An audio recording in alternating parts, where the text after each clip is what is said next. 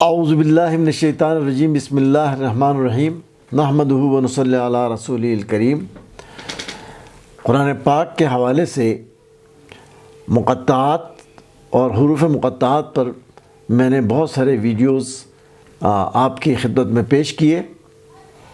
اس حوالے سے کچھ لوگوں نے کچھ سوالات بھی بھیجے، تو ان سوالات کو مد نظر رکھتے ہوئے میں نے ایک ایسا پروگرام بھی ترتیب دیا جس میں مقطعات کو سوالاً جواباً ہم نے ڈیل کیا، اور ہم نے یہ کوشش کی کہ جتنے مختلف سوالات جو حروف مقطعات کا احاطہ کرتے ہیں ہم ان کو شامل کر لیں۔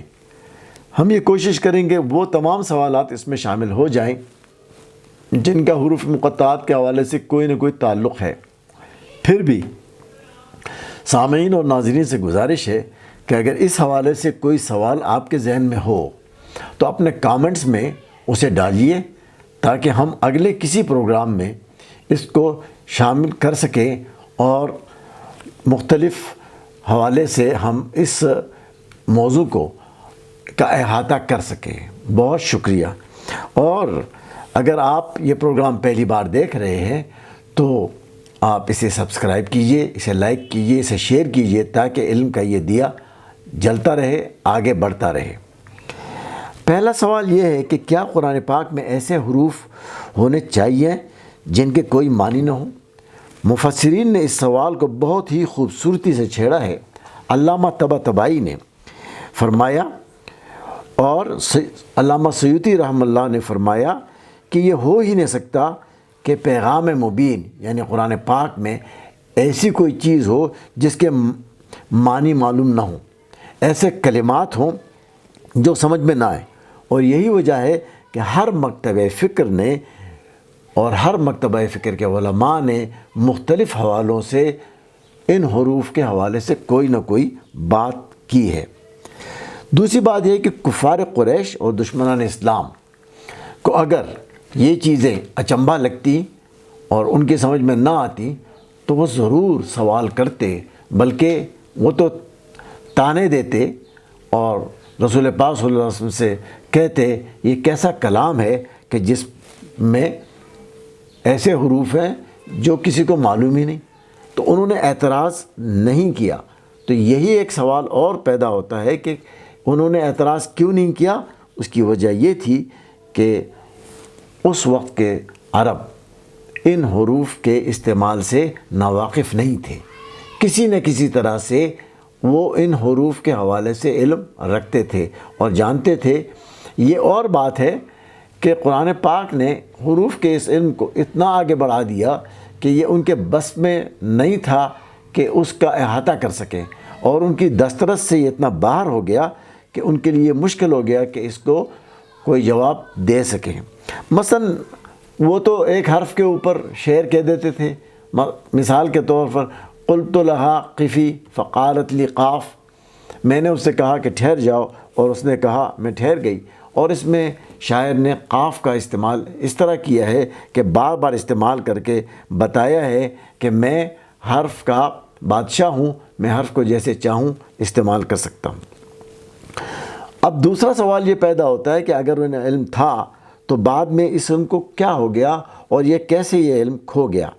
تو یہ ایک پیچیدہ لسانی معاملہ ہے، اور اس میں ہوتا یہ ہے کہ بنیادی طور پر ایک لاشعوری علم ہوتا ہے، لیکن اس کا ٹیکنیکل جواب جو کوئی گرامیرین دے سکتا ہے یا کوئی ماہر لسانیات دے سکتا ہے اس طرح سے کسی کے پاس نہیں ہوتا۔ لیکن وہ علم موجود تھا اور وہ علم لوگوں کے ذہن میں وہ بات سمجھ میں آ رہی تھی کہ یہ جو حرف استعمال کیا گیا ہے اور اسی طرح سے جو اس سورہ میں اس حرف کو استعمال کیا گیا ہے تو ان کا آپس میں ایک تعلق ہے۔ وہ تعلق کتنا ہے، کس حد تک گیا ہے، اس کے اندر کیا کیا پیچیدگیاں ہیں، یہ تو ظاہر ہے کہ علم کے آگے بڑھنے کے ساتھ ہی اس بات کے اوپر ہم مزید روشنی ڈال سکتے ہیں۔ مثال کے طور پر اگر بچے کو علم کو دیکھا جائے تو بچہ اپنی زبان کی گرامر کو بخوبی جانتا ہے، مگر وہ اندرونی طور پر جانتا ہے، وہ اس کی وضاحت اور اس کا تجزیہ نہیں کر سکتا۔ تجزیہ کرنے کے لیے پھر اسے گرامر کے لیسن لینے ہی پڑتے ہیں۔ اس لیے یہ علم اپنی جگہ پر ہے، اور علم جتنا ہم کھولیں گے اتنا پیچیدہ ہوتا چلا جائے گا۔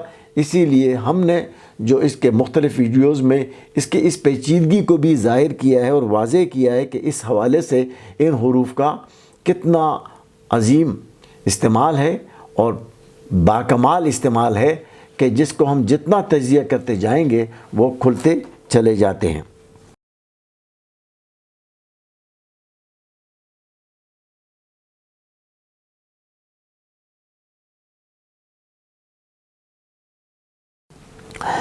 اب یہ کہا گیا کہ اگر کسی حرف کو ہم جملے میں استعمال کریں یا کسی لفظ میں استعمال کریں تو کیا یہ اس میں استعمال ہوتے ہیں؟ بے شک ان صورتوں میں اس طرح کا استعمال بھی ہے کہ ہم کسی حرف کو اسی سورہ کے مختلف جملوں میں دیکھتے ہیں، اس حرف کو اسی سورہ کے جملوں میں دیکھتے ہیں، اسی کے قافیے اور ردیف میں دیکھتے ہیں، اور ہر طرح سے وہ ہمارے ایک وضاحت کرتے ہیں کہ ہم اس سورے کا حصہ ہیں۔ دوسرا سوال یہ ہے کہ صحابہ کرام نے ان حروف کے بارے میں رسول پاک صلی اللہ علیہ وسلم میں کوئی سوال کیوں نہیں پوچھا؟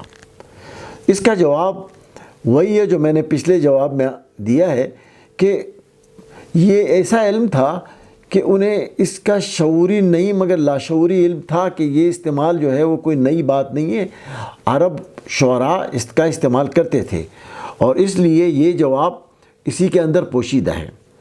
دوسرا سوال یہ بنتا ہے کہ اگرچہ قرآن پاک کے مکمل طور پر سمجھنے کا دعویٰ تو کوئی انسان کر ہی نہیں سکتا، تو کیا ہم یہ کہہ سکتے ہیں کہ ہم نے ان حروف کا مطلب سمجھ لیا ہے؟ حقیقت یہ ہے کہ ان حروف کا ہم نے جو وضاحت کی ہے وہ لسانی ہے۔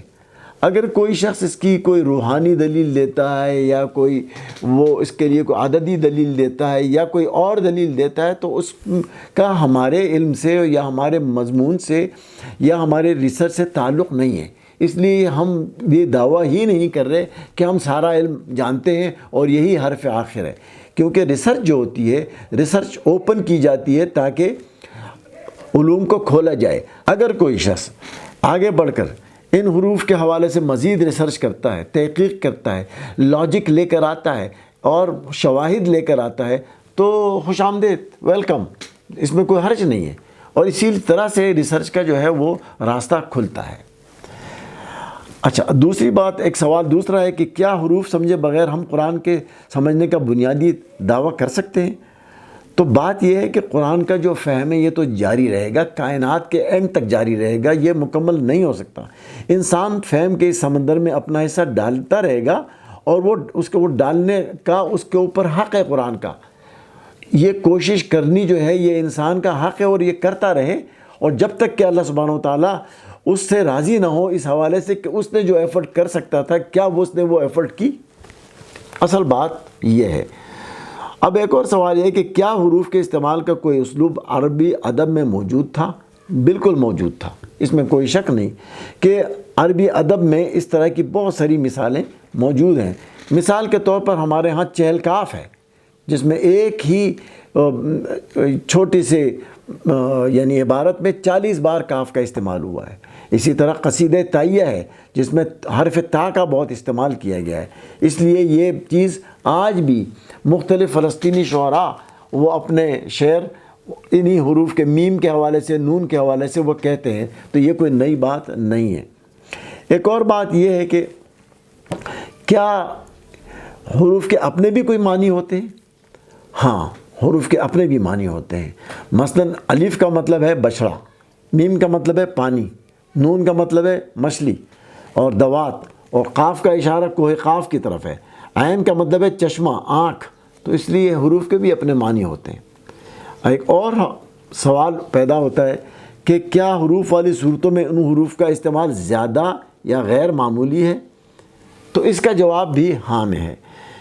بے شک ایسا ہے کہ اس کا استعمال غیر معمولی ہے، اور ان حروف پر ترکیز ہے، ان حروف کو مرکز بنایا گیا ہے، اور ان حروف ہی کے حوالے سے ان صورتوں کا ایسا استعمال کیا گیا ہے کہ ان حروف کے حوالے سے ان صورتوں کے مضامین میں یہ استعمال کیا گیا ہے کہ جس سے ہم سمجھ سکتے ہیں کہ ان کے اندر ایک خاص تعلق اور ربط موجود ہے۔ اور خاص طور سے قافیہ اور ردیف، مثلاً سورہ قلم میں جس کے سب سے پہلے نون ہے، اس کے اینڈ میں نون اور میم دونوں ہی استعمال ہوتے ہیں، لیکن سب سے زیادہ نون ہے۔